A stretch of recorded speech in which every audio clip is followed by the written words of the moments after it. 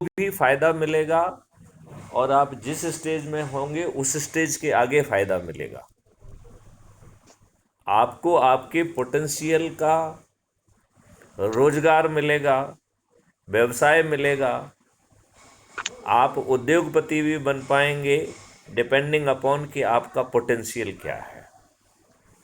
तो हाँ सर। मिलने मिलाने की चक्कर में मत रहिए, वो तो मिल नो नो, जाएगा। मैंने मैंने बोला था सर, मुझे कुछ नहीं चाहिए, मुझे नहीं, कुछ नहीं चाहिए, देखिए जी। नहीं, आप उल्टी बात कर रहे हैं। मैं कह रहा हूँ भारत के हर नागरिक को चाहिए और भारत को हर नागरिक को मिले, इसकी व्यवस्था तो हमें करना है। बात बिल्कुल समझ सर, रहे हैं ना? बिल्कुल। क्योंकि देखिए, यदि किसी को कुछ नहीं मिल रहा है तो परिवर्तन का फायदा क्या निकला? नहीं, मान लो अपन को जो करने वाले हैं उनको ना भी मिले तो चलेगा, बट जिनके तक यहाँ लाभ पहुंचना चाहिए उनको पहुंचना चाहिए। यहाँ यहाँ यहाँ कोई नहीं कर रहा है। यहाँ हम छोटा सा संकल्प ले रहे हैं और अपने हित के काम कर रहे हैं। अब ये फिलॉसफी को हमने बहुत रिफाइन कर दिया है। हम आपसे ये कह रहे हैं कि आप जोड़ने जुड़ाने के चक्कर में मत रहिए। हाँ हम आपसे केवल ये कह रहे हैं कि जो प्रक्रिया आपको बताई जा रही है उसका पालन करिए। कोई जुड़े तो उसका भला, कोई ना जुड़े तो उसका भला। जैसे कर्म किए जा फल की चिंता मत कर रहे इंसान, लेकिन कर्म करना आपका कर्तव्य है। यदि उसे करोगे तो महापरिवर्तित भारत मिल जाएगा। और ये प्रक्रिया इस ढंग से बनाई गई है कि विवेकानंद का जो मार्गदर्शी सिद्धांत था कि यदि हम अपने देश को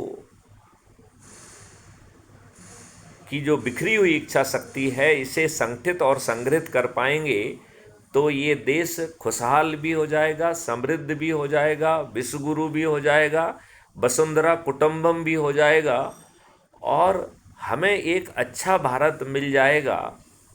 अंग्रेजों ने हमें बांटा और राज किया, किया कि नहीं किया? बिल्कुल सर। और राजनेताओं ने हमें और ज़्यादा बांट दिया, छोटी छोटी जातियों में, छोटे धर्मों में। और हमें बांटकर उन्होंने बिखरी हुई इच्छा शक्ति को संगठित और संग्रहित करने की बजाय और विघटित कर दिया है। कर दिया कि नहीं कर दिया है? बिल्कुल सर, बिल्कुल। अब क्राइम फ्री भारत कह रहा है कि आप जो है अपने लाभ के दो काम करो और उसके माध्यम से अच्छे भारत का संकल्प लो और समझो कि अच्छे भारत में आपको क्या मिलने वाला है। यदि वो अच्छा भारत आपको चाहिए तो केवल संकल्प लीजिए और ऐप के माध्यम से जुड़ जाइए। ये ऐप आपको मदद करेगा महापरिवर्तित भारत को ज़मीन पे उतारने के लिए। क्या इतनी बात समझ में आई है आपको? हाँ सर, हाँ सर। आई है। बहुत सुंदर, बहुत सुंदर। तो क्या आप ये जानना चाहेंगे कि इसके लिए आपको करना क्या है?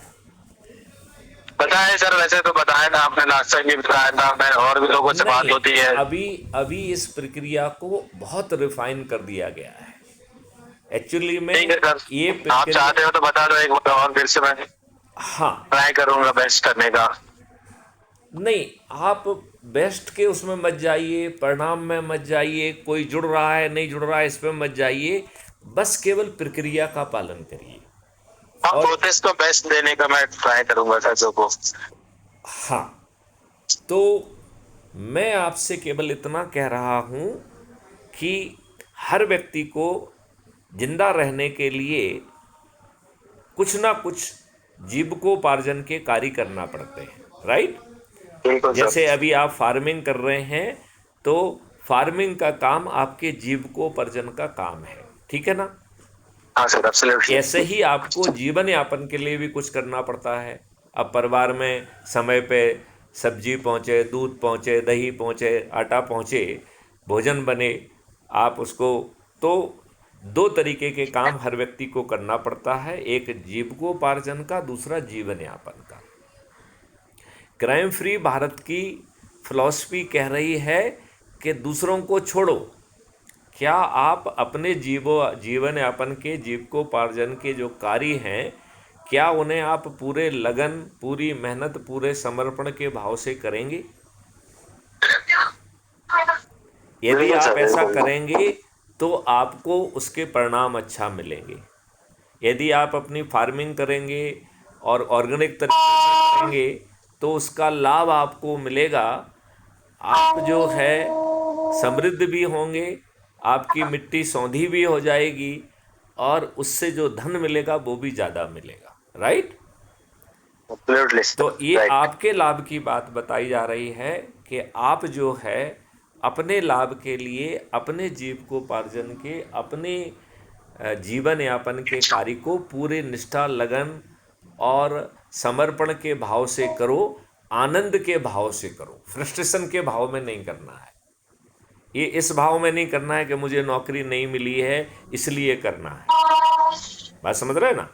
हाँ। उसे जो भी कर रहे हैं उस समय आनंद की स्थिति से करो, समर्पण की स्थिति से करो, और आगे बढ़ने के लिए जो काम कर रहे हैं उन्हें की भी तैयारी करते जाओ। लेकिन आपके दिमाग में कहीं फ्रस्ट्रेशन नहीं होना चाहिए कि मैंने इलेक्ट्रॉनिक इंजीनियरिंग में बीटेक किया है और ये किया है और हम जो है ना कहीं पिछड़ रहे हैं, ठीक ढंग से काम नहीं कर पा रहे हैं। ये भाव आपके दिमाग में नहीं आना चाहिए। आप जो है कंपटीशन की तैयारी कर रहे हैं तो वो भी करते रहिए, फार्मिंग का जो काम कर रहे हैं वो भी कर लिए, घर के लिए और जो भी काम कर रहे हैं उसे भी श्रद्धापूर्वक करिए।